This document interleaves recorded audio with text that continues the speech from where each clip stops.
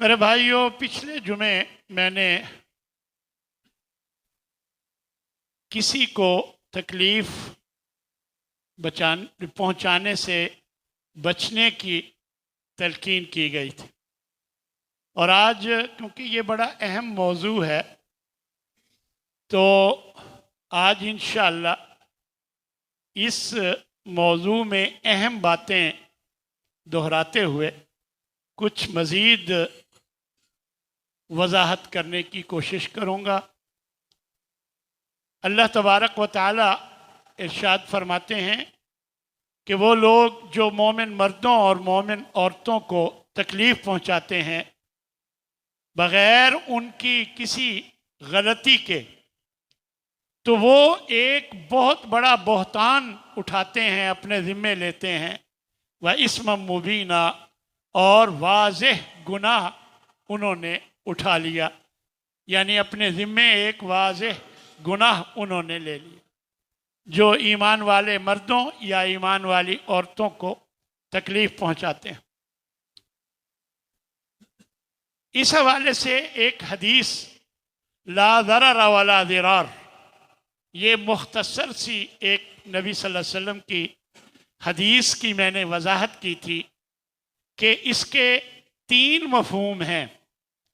ایک یہ کہ نہ اپنے آپ کو تکلیف پہنچاؤ، نہ کسی دوسرے کو تکلیف پہنچاؤ، اور دوسرا یہ کہ نہ قصداً تکلیف پہنچاؤ اور نہ بغیر قصد کے تکلیف پہنچاؤ، اور تیسرا یہ تھا کہ نہ تکلیف پہنچانے میں پہل کرو اور نہ بدلہ لیتے ہوئے تکلیف کو زیادہ پہنچاؤ، کیونکہ اتنی تکلیف پہنچانا جتنی تکلیف دی گئی ہو اس کی اجازت ہے، تو بدلہ لیتے ہوئے زیادہ تکلیف پہنچانا یہ بھی غلط۔ پھر اس بات کو سمجھنے کے لیے 4 بنیادی باتیں میں نے آپ کے سامنے رکھی تھی، اور وہ چاروں احادیث کی روشنی میں تھی۔ سب سے پہلی بات تھی کہ اپنے بھائی کے لیے وہی پسند کرو جو اپنے لیے پسند کرتے ہو۔ اگر میں یہ نہیں چاہتا کہ مجھے کوئی تکلیف پہنچائے تو پھر میں بھی کسی کو تکلیف نہ پہنچاؤں، یہ پہلی بات۔ اور دوسری بات، ہر مسلمان دوسرے مسلمان کا خیرخواہ ہوتا ہے، جب وہ تکلیف پہنچاتا ہے تو یہ اس کے برعکس عمل ہے۔ مسلمان تو مسلمان کا خیرخواہ ہوتا ہے، نہ کہ اس کو تکلیف پہنچانے والا، تو مسلمان دوسرے مسلمان کا خیرخواہ ہوتا ہے۔ اور تیسرے نمبر پر آپ صلی اللہ علیہ وسلم نے فرمایا کہ اپنے ہاتھ اور زبان سے دوسرے مسلمانوں کو محفوظ رکھو، یعنی نہ اپنے ہاتھ سے کسی کو تکلیف پہنچاؤ، نہ اپنی زبان سے کسی کو تکلیف پہنچاؤ۔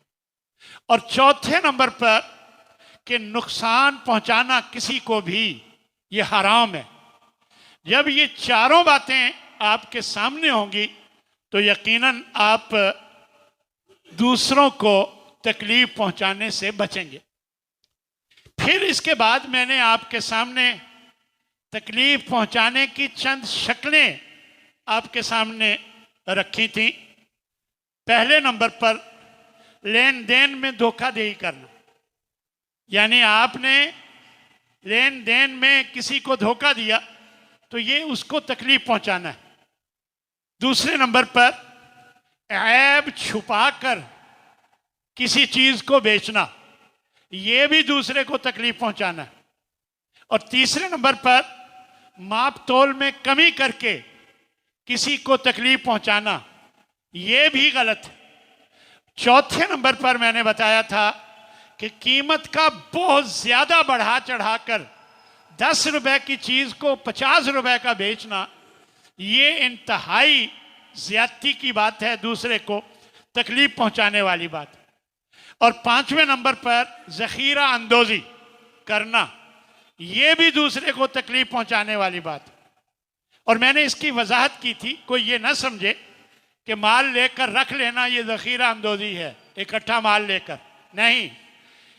وہ لوگ جن کے پاس بہت پیسے ہوتے ہیں وہ پوری منڈی کی ایک چیز کو خرید لیتے ہیں اور پھر اپنے پاس سٹاک کر لیتے ہیں۔ اب منڈی میں وہ ختم ہو جاتی ہے، صرف اس کے پاس ہوتی ہے. پھر ہوتا کیا ہے، یا بہت کم لوگوں کے پاس ہوتی ہے. پھر ہوتا کیا ہے کہ یہ اپنی مرضی کا ریٹ لگا کر وہ بیچتا ہے تھوڑا تھوڑا کر کے. تو یہ ذخیرہ اندوزی، اور اس کو شریعت نے اس کی اجازت نہیں دی ہے. یہ بھی دوسرے کو تکلیف پہنچانے والی بات ہے. پھر چھٹے نمبر پر مزدور کی مزدوری دینے میں ٹال مٹول کرنا. ایک آدمی نے مزدوری کی ہے، اب آپ کو چاہیے کہ اس کا پسینہ خشک ہونے سے پہلے اس کی مزدوری ادا کریں، اور آپ ٹال مٹول کر رہے ہیں، تو یہ بھی دوسرے کو تکلیف پہنچانے والی بات. اسی طرح 7ویں نمبر پر قرض لے کر واپس نہ کرنا، کہ ایک بندے نے تمہاری مدد کی، تمہیں قرض دیا، جب تمہیں ضرورت تھی پیسوں کی اس نے تمہاری ضرورت پوری کر دی، تو جو وعدہ کیا اس پر واپس کرو.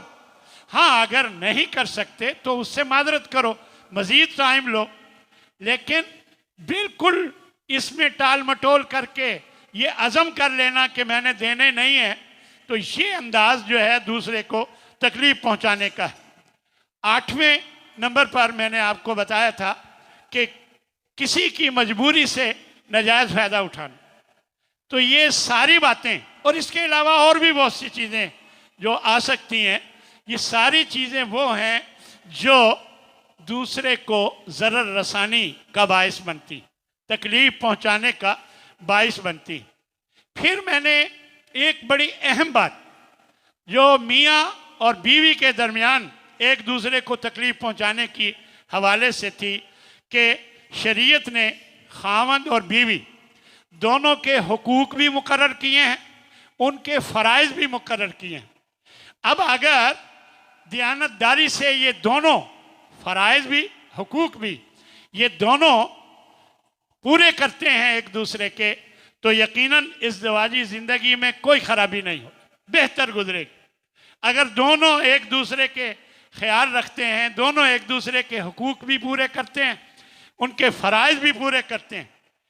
اگر فرائض میں کوتاہی ہے تو زندگی اجیرن ہو جائے گی. پھر دوسرے کو تکلیف پہنچانے کے عمل میں لڑائی جھگڑا مسائل، تو یہ بہت اہم بات ہے جس کی طرف توجہ رکھنی چاہیے. مثلا خاوند کے ذمے ہے کہ بیوی کو اچھے طریقے سے رکھے، یعنی اس کی ہر طرح سے خیال رکھے، کیونکہ اللہ کے نبی کا حکم ہے استوصوا بالنساء خیرا، عورتوں کے ساتھ اچھا معاملہ کرو، اچھا سلوک رکھو. وعاشروہن بالمعروف، انہیں معروف طریقے سے ان کے ساتھ زندگی بسر کرو.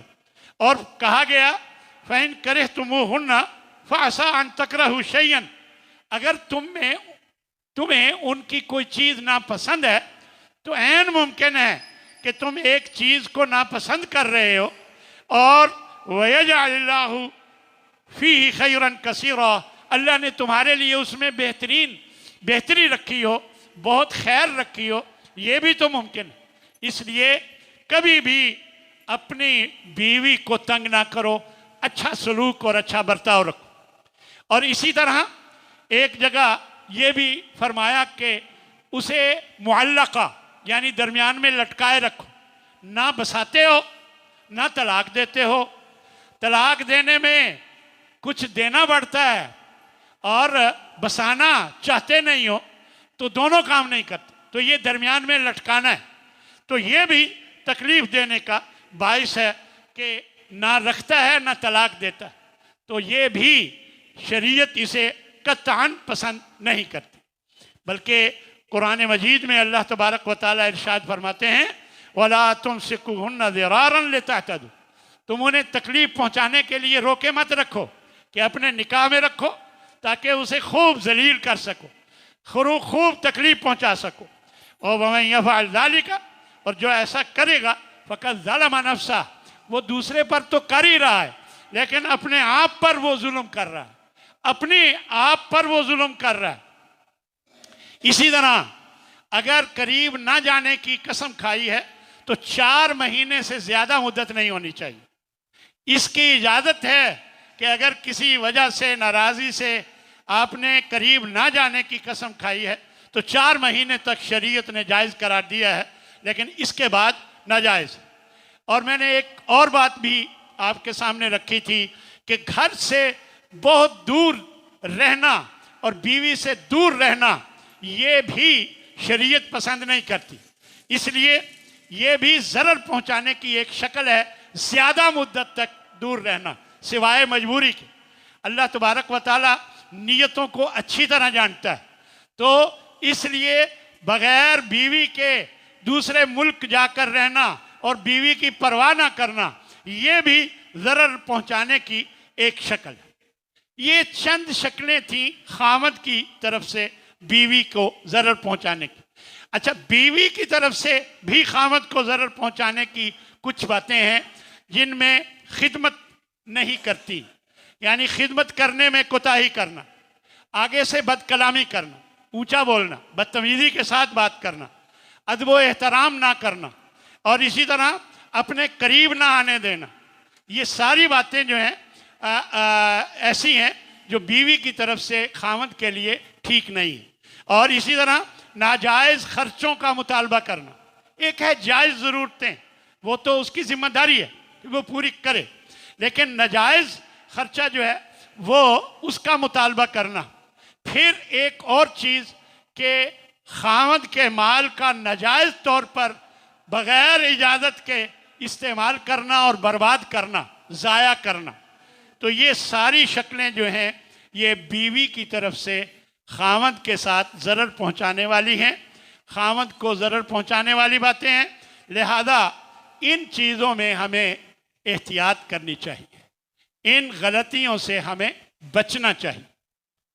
اس کے علاوہ ضرر پہنچانے کی کئی اور شکلیں بھی ہیں، ان میں ایک وصیت میں ضرر پہنچانا، آپ نے مرنے سے پہلے وصیت کی، اس میں زیادتی کی وصیت کی کہ کسی کے ساتھ زیادتی کرنے کی وصیت کر دی کہ اس کو بالکل کچھ نہیں دینا، یا کوئی بھی زیادتی کی وصیت کی، تو یہ غلط، اس کو شریعت نے پسند نہیں کی۔ اسی طرح وارث کے لیے وصیت کر دی، جبکہ شریعت نے وارث کے حقوق مقرر کر دیے ہیں، ورثہ کے حقوق ہیں، ان اللہ قد آتا کل ذی حق حقہ، اللہ نے جس کا حق بنتا تھا اس کا حق مقرر کر دیا، فلا وصیت للوارث، اب وارث کے لیے کوئی وصیت نہیں۔ اب میں وصیت کر کے جاتا ہوں کہ میرا فلاں بیٹا میرا بڑا فرما بردار ہے، لہذا اس کا اتنا حصہ اس کو دے دیا جائے، یہ گھر اس کا ہو گیا اور باقیوں کو محروم رکھا گیا، تو یہ ظلم ہے، یہ زیادتی ہے، یہ بھی ضرر پہنچانا ہے، کیونکہ وارث کا جو حق ہے وہ اس کو مل جائے گا، اب اس کے لیے کوئی وصیت جائز نہیں۔ اسی طرح 1/3 مال میں وصیت کی جا سکتی ہے، اب 1/3 سے زیادہ وصیت کر رہا ہے، مثلا میرے پاس 3 لاکھ روپے ہیں جو وراثت میں تقسیم ہونے ہیں، اب میرے لیے یہ مجھے حق ہے کہ میں 1 لاکھ کی وصیت کر لوں اور باقی 2 لاکھ میرے ورثہ میں تقسیم ہو، یہ مجھے اجازت ہے۔ نبی کریم صلی اللہ علیہ وسلم کے پاس ایک صحابی آئے، انہوں نے کہا یا رسول اللہ میرے پاس بڑا مال ہے، میرا جی چاہتا ہے کہ میں اس کو اللہ کی راہ میں دے دوں، آپ نے فرمایا اس کا سارا مال دے دوں، آپ نے فرمایا نہیں، پھر فرمایا کہ آدھا دے دوں، آپ نے فرمایا نہیں، پھر آپ نے فرمایا 1/3 دو، اور 1/3 بھی زیادہ ہے۔ پھر آگے پتہ ہے زبردست بات بیان فرمائی کہ آپ اپنے ورثہ کو کھاتا پیتا چھوڑ کے جائیں، یہ بہتر ہے کہ وہ دوسروں سے مانگتے رہیں، یعنی جو مال آپ کا ان کا حق بنتا ہے وہ ان کو دے کے جاؤ۔ تو لہذا بعض لوگ اپنے قریبی یعنی اولاد سے ناراض ہوتے ہیں اور وہ سارا کا سارا مال مسجد کو دے جائیں، شرعی طور پر اس کی اجازت نہیں۔ 1/3 نہ کہ مسجد کو مدرسے کو دینا کتنا اعلیٰ ثواب اور اجر کا کام ہے، لیکن نہیں، شریعت اس کی اجازت نہیں دیتی۔ 1/3 کی وصیت کر سکتے ہیں، اور وصیت بھی وارث کے علاوہ کی جا سکتی ہے، وارث کے لیے کوئی وصیت جائز نہیں۔ تو اس کی وجہ یہ ہے کہ من بعد وصیت یوصی بہا او دین غیر مضار. فرمایا کہ پہلے وصیت پوری کی جائے گی اور قرض ادا کیا جائے گا تاکہ جو ورثہ ہیں ان کو کسی قسم کی کوئی تکلیف نہ ہو. تو پہلے یہ عمل کر کے بعد میں وراثت کی تقسیم ہو. اس لیے وصیت میں بھی ضرر پہنچانا کسی طرح جائز نہیں. پھر اسی طرح پڑوسیوں کو ضرر پہنچانا یہ بھی کسی طرح جائز نہیں ہے. یعنی اس کی اجازت شریعت ہرگز نہیں دیتی. من کان یؤمن باللہ, جو اللہ پر اور آخرت کے دن پر ایمان رکھتا ہے, فلیقل خیرا, اسے چاہیے کہ وہ ہمیشہ اچھی بات کہے, او لیصمت, اگر اچھی بات نہیں کہہ سکتا پھر خاموش رہے. اور فرمایا ومن کان یؤمن باللہ والیوم الآخر, جو آخرت کے دن پر اور اللہ پر ایمان رکھتا ہے, فلیکرم جارہ, اسے چاہیے کہ وہ اپنے پڑوسی کا لحاظ رکھے, اس کا خیال رکھے, اس کو عزت دے. فلا یؤذی جارہ, ایک روایت میں ہے کہ اپنے پڑوسی کو تکلیف نہ پہنچائے, یعنی اپنے پڑوسی کو کسی قسم کی کوئی تکلیف نہ دے. ایک روایت میں نبی صلی اللہ علیہ وسلم نے ارشاد فرمایا لا یؤمن واللہ لا یؤمن واللہ لا یؤمن, اللہ کی قسم وہ بندہ مومن نہیں ہے, اللہ کی قسم وہ بندہ مومن نہیں ہے. تو صحابہ نے پوچھا یا رسول اللہ کون بدبخت ہے جو مومن نہیں ہے؟ آپ نے فرمایا الذی لا یامن جارہ بوائقہ, وہ شخص جس کی زیادتیوں سے, جس کی شرارتوں سے دوسرے ہمسائے جو ہیں وہ تکلیف میں ہوں. یعنی وہ تکلیف میں ہیں اس کی شرارتوں کی وجہ سے, اپنے ہمسایوں کو تنگ کرتا ہے, تکلیف پہنچاتا ہے, تو وہ شخص مومن نہیں. یاد رکھیں یہ بڑی اہم بات ہے جو ہمارے ہاں جس میں کوتاہی کی جاتی ہے. ایک عورت کا ذکر ہوا نبی صلی اللہ علیہ وسلم کے سامنے, ایک عورت کا ذکر ہوا, بتایا گیا کہ وہ عورت بڑی نیک ہے, رات کو قیام کرتی ہے, دن کو ہمیشہ روزہ رکھتی ہے, صدقہ بھی بہت کرتی ہے, بڑے نیک کام کرتی ہے, لیکن ہمسایوں کو تنگ کرتی ہے. تو آپ صلی اللہ علیہ وسلم نے فرمایا کہ اس میں کوئی خیر نہیں ہے, وہ اچھی عورت نہیں ہے, وہ بلکہ فرمایا جہنمی عورت. اب دیکھیں, اندازہ لگائیں, رات کا قیام بھی ہے, اللہ کے نبی سن رہے ہیں, بتایا جا رہا ہے, اور دن کے روزے بھی رکھے جا رہے ہیں, نفلی روزے, یہ بھی نبی صلی اللہ علیہ وسلم نے سن لیا. اور پھر یہ بھی بتایا کہ وہ خرچ بھی بڑا کرتی ہے, نیکی کے کام بھی بڑا کرتی ہے, صرف غلطی کیا ہے, ہمسایوں کو تنگ کرتی ہے. صرف اس غلطی کی وجہ سے آپ نے فرمایا وہ اچھی عورت نہیں ہے, وہ جہنم میں جائے گی. تو یہ بہت بڑی بات ہے. یہ اللہ تبارک و تعالیٰ سے ہمیں ڈرنا چاہیے, اپنے ہمسایوں کا خیال رکھنا چاہیے, اور ان کو کسی قسم کی تکلیف نہیں پہنچانی چاہیے. ایک روایت میں یہ بھی آتا ہے کہ لا یمنعن احدکم جارہ, کوئی شخص اپنے پڑوسی کو نہ روکے ان یغرز خشبۃ علی جدارہ, کہ وہ اس کی دیوار میں کوئی لکڑی لگائے, لکڑی ٹھونکے اپنی طرف سے اس کی دیوار پر کوئی لکڑی لگائے, یا اوپر رکھ کر شتیر وہ چھپر بنانا چاہتا ہے تو اسے ہرگز نہ روکے. یعنی وہ آپ کی دیوار سے کوئی فائدہ اٹھانا چاہتا ہے تو اسے ہرگز نہ روکے. لہذا یہ چیز بھی ہمیں منع کی گئی کہ آپ کی دیوار ہے, لیکن ہمسائے کا حق ہے کہ اگر وہ آپ کی دیوار سے کوئی فائدہ اٹھانا چاہتا ہے تو اسے اٹھانے دینا چاہیے, اسے نہیں روکنا چاہیے.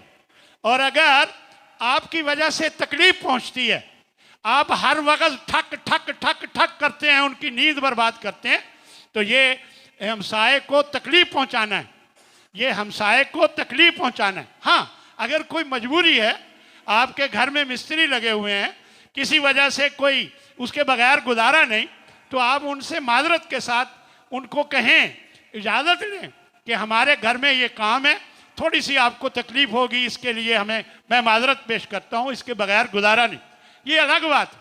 لیکن آپ بتاتے بھی نہیں اور پھر چھت پہ چڑھ جائیں، اور ان کے گھر میں پردہ پڑ رہا ہے، ان کے گھر میں وہ تو اپنے صحن میں بغیر دوپٹے کے پھر رہی ہے خاتون، اور آپ مزدوروں کو اوپر چڑھائے ہوئے ہیں، تو یہ دوسروں کو تکلیف پہنچانے والی بات ہے۔ تو اس طرح کی تکلیف سے ہمیشہ، لو جی میں اپنے گھر میں ہوں، آپ کو کیا تکلیف ہے، آپ پردہ کر لیں، یہ اس طرح کی بات کر کے آپ اپنی جان نہیں چھڑا سکتے، یہ زیادتی ہے، یہ دوسرے کو تکلیف پہنچانا ہے، جس کی اجازت شریعت ہرگز نہیں دیتی۔ اس کے علاوہ عام مسلمانوں کو تکلیف پہنچانا، اس کا بھی خیال رکھنا چاہیے۔ مثلا گزرگاہوں میں بیٹھنا، گزرگاہوں میں راستوں پر گندگی یا تکلیف دینے والی چیز پھینک دینا، آنے جانے والے کو بدبو آ رہی ہے، آپ نے کوئی ایسا کوڑا ڈالا ہے یا کوئی ایسی چیز ڈال دی ہے جس سے آنے جانے والے کو تکلیف ہو رہی ہے، رکاوٹ ہو رہی ہے، جگہ چھوٹی ہے، اور آپ نے جیسے آج کل ہمارے ہاں دکاندار اپنی دکانوں کو آگے آدھی دکان دکان سے آگے آدھی دکان کر دیتے ہیں اور دوسروں کو تکلیف پہنچاتے ہیں، اور پھر جب اٹھانے والے آتے ہیں تو اس کو پھر برا بھلا کہتے ہیں۔ خیر وہ بھی زیادتی کرتے ہیں، وہ بھی نقصان کرتے ہیں، یہ اچھا نہیں کرتے، لیکن یہ بات ذہن میں رکھیں کہ کسی کو بھی کسی طرح کی تکلیف پہنچانا، یہ اس کی اجازت نہیں۔ نبی صلی اللہ علیہ وسلم نے عام راستوں میں بیٹھنے سے منع فرمایا، ایاکم والجلوس فی الطرقات، فرمایا کہ راستوں میں بیٹھنے سے اپنے آپ کو بچاؤ، راستوں میں نہ بیٹھا کرو۔ تو صحابہ نے بات کی، یا رسول اللہ بعض اوقات مجبوری ہوتی ہے، بیٹھنا پڑتا ہے، مثلا آج کل بجلی چلی جاتی ہے، کرسی نکال کے بندہ باہر بیٹھ جاتا ہے، تو ضرورت ہے کہ اندر گرمی ہے، باہر ذرا تھوڑی دیر کے لیے، تو آپ نے فرمایا اگر اذا ابیتم الا المجلس، اگر ضرور بیٹھنا ہی ہے، فآتوا الطریق حقہ، پھر راستے کا حق ادا کرو۔ اور پوچھا کہ راستے کا کیا حق ہے، تو آپ نے 4 باتیں بیان فرمائی، سن لیجئے۔ غض البصر، نظریں نیچی رکھنا، ہر آتی جاتی کو نظر نہیں اٹھا کے دیکھنا، نظریں نیچی رکھنا۔ کف الاذی، تکلیف کو روکے رکھنا، کسی کو تکلیف نہیں پہنچانی، کسی پر آتے جاتے آوازیں کسنا، اس کے الٹے نام لے کر اس کا مذاق اڑانا، یعنی کسی قسم کی کوئی تکلیف نہیں پہنچانی۔ ورد السلام، اگر کوئی جاتے ہوئے سلام کہتا ہے تو سلام کا جواب دینا۔ اور چوتھی بات بیان فرمائی، والامر بالمعروف والنہی عن المنکر، سگریٹ پیتا ہوا جا رہا ہے تو آپ اسے کہیں بھائی کیوں اپنے پیسوں سے اپنے ہی جان جلاتے ہو، کیا فائدہ ہے اس کا، اس کو نہ پیا کرو، یعنی غلطی سے روکنا اور اچھے بات کا حکم دینا۔ یا تم روزانہ یہاں سے گزرتے ہو، نماز کے لیے نہیں آتے ہو، نماز بھی پڑھا کرو، یعنی امر بالمعروف اور نہی عن المنکر، یہ ڈیوٹی دینا۔ اگر یہ 4 کام کر سکتے ہو پھر تمہیں بیٹھنے کی اجازت ہے، وگرنہ تمہیں بیٹھنے کی باہر لوگوں کے راستوں پر اجازت نہیں۔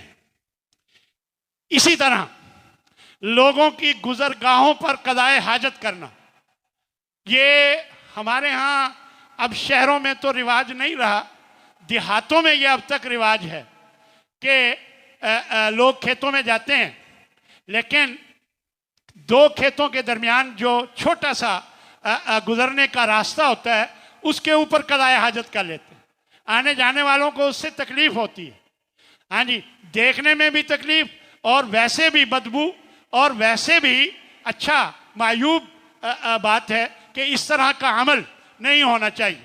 نبی صلی اللہ علیہ وسلم نے ایک واضح بات بیان فرمایا اتقوا اللعانین، 2 لعنت کا سبب بننے والی باتوں سے بچو۔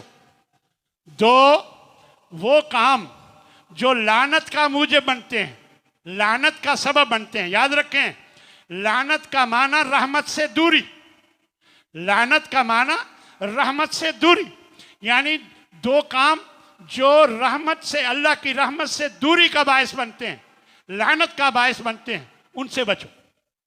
جب آپ نے یہ فرمایا تو صحابہ نے پوچھا یا رسول اللہ وہ دو کام کون سے ہیں؟